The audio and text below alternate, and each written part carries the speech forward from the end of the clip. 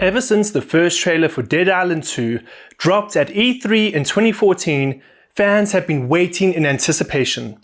Finally, the long-awaited sequel by Dambuster Studios and published by Deep Silver is set to release. The story is set 10 years after the original two games. Will this incredibly belated yet incredibly anticipated sequel stand up to the hype generated around its release? Well, let's discuss the ups and downs of the upcoming zombie smasher. Time codes are on the screen now, so if there is anything that grabs your attention, you can jump right there. Before the video starts, if you do enjoy it, please give it a like, and do not be afraid to subscribe to this channel for more videos just like this.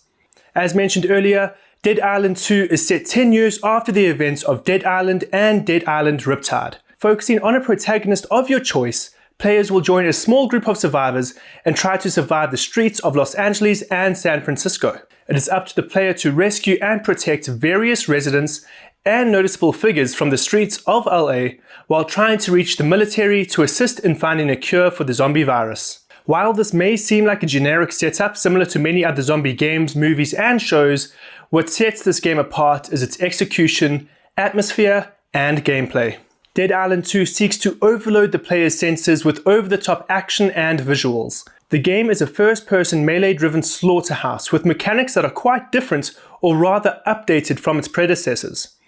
Focusing first on the action itself, players are able to take advantage of a wide variety of weapon types, but will spend most of the early game using a variety of different melee weapons. While the zombies may too seem generic as the game begins, appearing as nothing more than slow-moving damage sponges, they quickly become more challenging as they can soak up even more damage, move faster, and eventually you'll be facing a variety of different types of enemies, including the hulking masses of muscle who will often throw you off your feet. One of the more engaging elements of the combat is the zombie degradation system the game employs.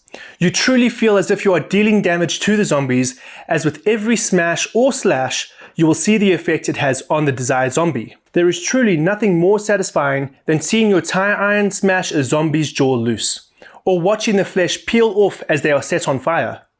It is really a nice touch that the developers put in that really helps add to the player's immersion. If you are finding it increasingly difficult to dispatch the zombie hordes, you have the ability to craft and upgrade weapons. And while in the past I've never really been a fan of crafting systems, as I often find them to not really be user-friendly, I was surprised by how simple and easy to use the system employed by Dead Island 2 is. A system that I wasn't much of a fan of is the player upgrade system, which involved players finding different cards with specific abilities that they could use to customize their characters.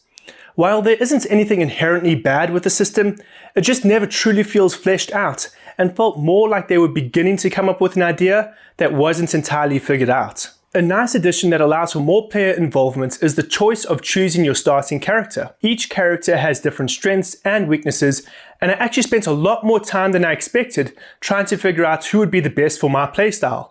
But also, whose personality I would enjoy the most, because some of them seemed a little too over the top in my opinion.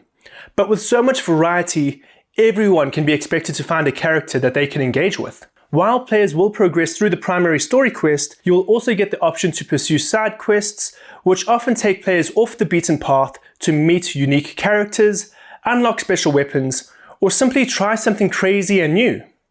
They are worked quite organically into the game, which is a nice addition. As mentioned, players will be traversing Los Angeles and San Francisco. Rather unique locations for games such as these, but offer a good juxtaposition between the map and the gameplay. The contrast of the grotesque dead along the streets of the cities known for bringing joy and excitement to the living was a nice touch. The game is described as being open world, and while this is true, it isn't necessarily a massive open world where players can run around wherever they want and wherever they feel. Rather, it is a series of large maps that players can access via different entry and exit points. These maps aren't small, however. They also grow increasingly large in scale and scope as players navigate the game's story. In many ways, I would say the graphics are the standout points of this game. Yes, the over-the-top action gameplay is the primary selling point, but without the lifelike graphics and gory degradation system, I can't imagine that I would find myself having as much fun as I did.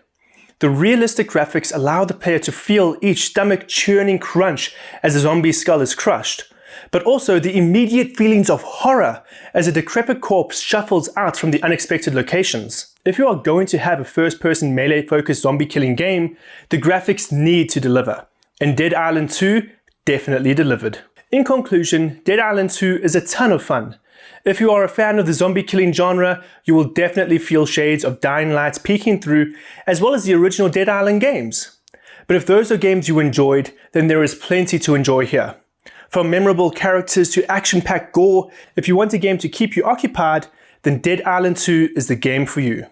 The game is set to release on the 21st of April, and as such, you will soon be able to take control and survive the streets of LA for yourself. Thank you so much for watching this review. If you did enjoy it, please leave a like, and don't forget to subscribe to my channel for more reviews just like this.